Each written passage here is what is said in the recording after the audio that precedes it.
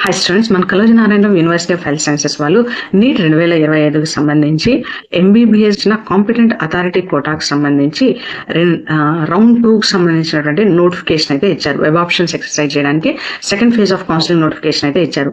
So దీంతో పాటు వీళ్ళు ఏమేమి ఇచ్చారు అంటే, ఫస్ట్ రౌండ్ 1లో list of not reported candidates యొక్క లిస్ట్ అనేది ఇచ్చారు. అంటే రౌండ్ 1 అలాగయ్యి వాళ్ళు రిపోర్ట్ చేయలేదు, ఆ క్యాండిడేట్స్ యొక్క లిస్ట్ ఇచ్చారు. At the same time competent authority quota కింద సెకండ్ ఫేజ్ లో ఇంకా ఎన్ని సీట్స్ మిగిలి ఉన్నాయో వీటి గురించి ఇచ్చారనమాట. తర్వాత సెకండ్ ఫేజ్ కి సంబంధించిన వెబ్ ఆప్షన్స్ ఎక్సర్సైజ్ చేయడానికి మనకు ఇక్కడ నోటిఫికేషన్ కూడా ఇచ్చారు. అంటే బేసిక్ గా 3 నోటిఫికేషన్స్ అట్ ఎ టైం అనేది ఇచ్చారనమాట. సో ఫస్ట్ మనం చూసుకున్నట్లయితే ఇక్కడ almost not reported candidates 40 members ఉన్నారండి. అంటే వీళ్ళకు సీట్ అలాట్ అయింది రౌండ్ 1లో. బట్ వాళ్ళు ఏం చేశారు అంటే, రౌండ్ 1లో సీట్ అలాటినా కూడా వీళ్ళు list of not reported candidates, ఎవరైతే రిపోర్ట్ చేయలేదో ఆ క్యాండిడేట్స్ యొక్క లిస్ట్ అనమాట. సో 40 మెంబర్స్ ఫస్ట్ రౌండ్ లో రిపోర్ట్ చేయలేదు. అంటే 40 సీట్స్ అనేవి మనకు వేకెన్సీ వస్తాయన్నమాట.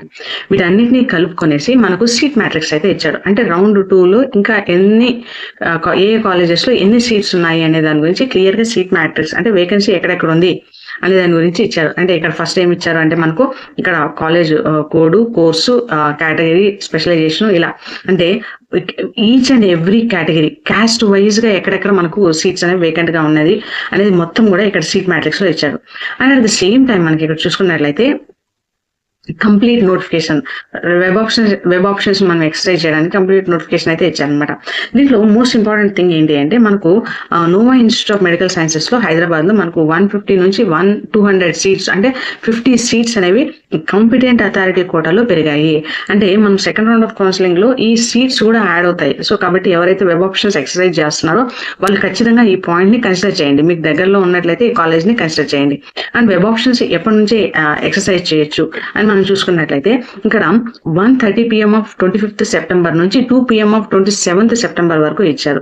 మరి ఎవరెవరు ఎలిజిబుల్ క్యాండిడేట్స్, ఎవరెవరు not eligible. So first round లో మీకు సీట్ అలాట్ అయింది, మీరు వెళ్ళి కాలేజ్కి వెళ్ళి రిపోర్ట్ చేశారు, మీరు అప్గ్రేడేషన్ పెట్టుకోవాలి అనుకుంటున్నారు, అలాంటి క్యాండిడేట్స్ వెబ్ ఆప్షన్స్ ఎక్సర్సైజ్ చేయొచ్చండి. ఎవరు వెబ్ ఆప్షన్స్ పెట్టడానికి వీల్లేదు. అంటే మీకు ఫస్ట్ రౌండ్ ఆఫ్ సీట్ లో కౌన్సిలింగ్ లో మీకు సీట్ అలాట్ అయింది, బట్ మీరు కాలేజ్కి వెళ్ళి రిపోర్ట్ చేయలేదు, అంటే కోర్స్ డిస్కంటిన్యూ చేశారు. ఒకవేళ ఆఫ్టర్ కోర్స్ జాయిన్ అయిన తర్వాత కోర్సు డిస్కంటిన్యూ చేశారు, అలాంటి వాళ్ళు వెబ్ ఆప్షన్స్ పెట్టుకోవడానికి వీల్లేదు.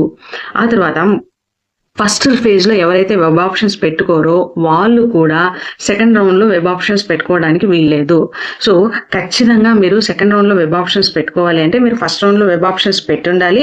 And at the same time first round లో వెబ్ ఆప్షన్స్ పెట్టాక మీరు సెకండ్ రౌండ్ లో వెబ్ ఆప్షన్స్ పెట్టుకోవచ్చు. అప్గ్రేడేషన్ కావాలి అనుకున్నట్లయితే మీరు ఖచ్చితంగా కాలేజ్ లో కూడా రిపోర్ట్ చేసి ఉండాలి. ఖచ్చితంగా కాలేజ్ లో రిపోర్ట్ చేసి వెంటనే మీరు సెకండ్ రౌండ్ లో వెబ్ ఆప్షన్స్ పెట్టుకోవడానికి, అప్గ్రేడేషన్ కి ఫెసిలిటీ అనేది ఉంటుంది. ఇది చాలా చాలా ఇంపార్టెంట్ పాయింట్ అండి. ఈ పాయింట్ ని మీరు కన్సిడర్ చేయాలి. So next most important thing ఏంటి అంటే, వన్స్ మీకు వెబ్ ఆప్షన్స్ ఎక్సర్సైజ్ చేశాక మీకు సీట్ అనేది అలాట్ అయింది అనుకోండి, మీరు యూనివర్సిటీ ఫీ అనేది పే చేయాలి. అంటే అలాట్మెంట్ లెటర్ డౌన్లోడ్ చేయడానికి 12,000 రూపీస్ మీరు యూనివర్సిటీ ఫీజుని పే చేయాలి. పే చేసిన తర్వాత మీరు అలాట్మెంట్ లెటర్ డౌన్లోడ్ చేయడానికి ఉంటుంది అనమాట. కాలేజ్ ఫీజు, ట్యూషన్ ఫీజు మనం కన్సిడర్ చేసినట్లయితే, గవర్నమెంట్ మెడికల్ కాలేజ్లో అయితే tuition fee 10,000 rupees per year ఉంటుంది. Private medical college and ESIC కాలేజెస్లో మనకు 60,000 rupees per year tuition fee అనేది ఉంటుంది అనమాట. And at the same time ఇంకొక కేర్ఫుల్ అబ్జర్వ్ చేయాల్సినటువంటి పాయింట్ ఏంటి అంటే, సే ఫర్ ఎగ్జాంపుల్ మీకు రౌండ్ 1లో ఒక కాలేజ్ అలాట్ అయిపోయింది, ఒక మంచి కాలేజ్ని మీరు సెలెక్ట్ చేసుకున్నారు. రౌండ్ 1లో మీకు ఆ కాలేజ్ అనేది అలవాటు అయిపోయింది. సే రౌండ్ 2లో మీరు వెబ్ ఆప్షన్స్ ఎక్సర్సైజ్ చేసేటప్పుడు పొరపాటున అంత మంచి కాలేజ్ కానీ లేదా లీస్ట్ కాలేజ్ కానీ మీరు ప్రియారిటీలో ఇచ్చారు. మీకు సెకండ్ రౌండ్లో ఆ లీస్ట్ కాలేజ్ అనేది మీకు ఆ లీస్ట్ కాలేజ్లో మీకు సీట్ అనేది ఇచ్చేశారు. అలాంటి టైంలో మీకు ఏ విధమైనటువంటి ఆప్షన్ లేదండి. ఫస్ట్ రౌండ్లో అలాట్ అయినటువంటి సీట్ మీకు క్యాన్సిల్ అయిపోతుంది. క్యాన్సిల్ అయిపోయి సెకండ్ రౌండ్లో అలాట్ అయిన సీటే మీరు తీసుకోవాల్సి వస్తుంది.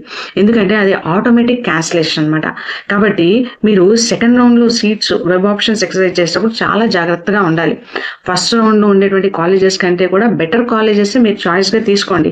పొరపాటును కూడా దానికంటే లీస్ట్ కాలేజెస్ ప్రియారిటీ ఇచ్చారనుకోండి, మీకు ఆ కాలేజ్ లో సీట్ అలాట్ అయిపోయింది అంటే ఫస్ట్ రౌండ్ లో ఉండేటువంటి సీట్ ఆటోమేటిక్ గా క్యాన్సిల్ అయిపోతుంది అన్న విషయం గుర్తుపెట్టుకోండి.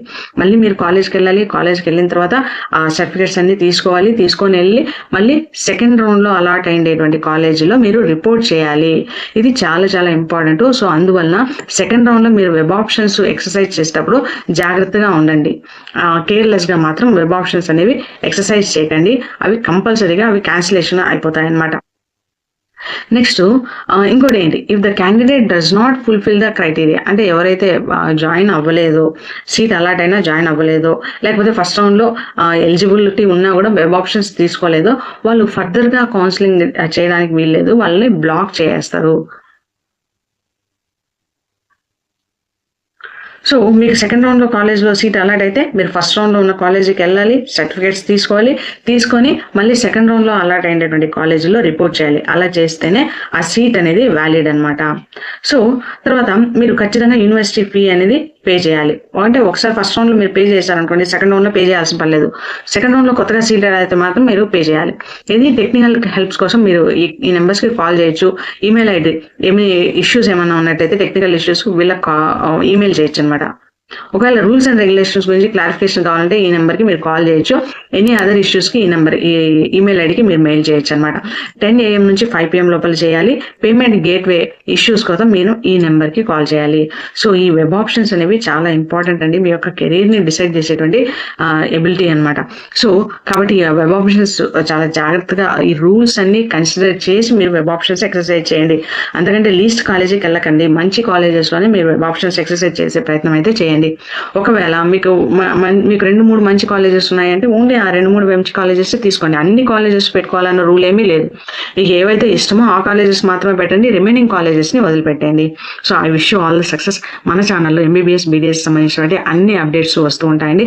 సో ఛానల్కి సబ్స్క్రైబ్ చేసుకొని మీ ఫ్రెండ్స్ కూడా షేర్ చేయండి. I wish you all the success. Thank you.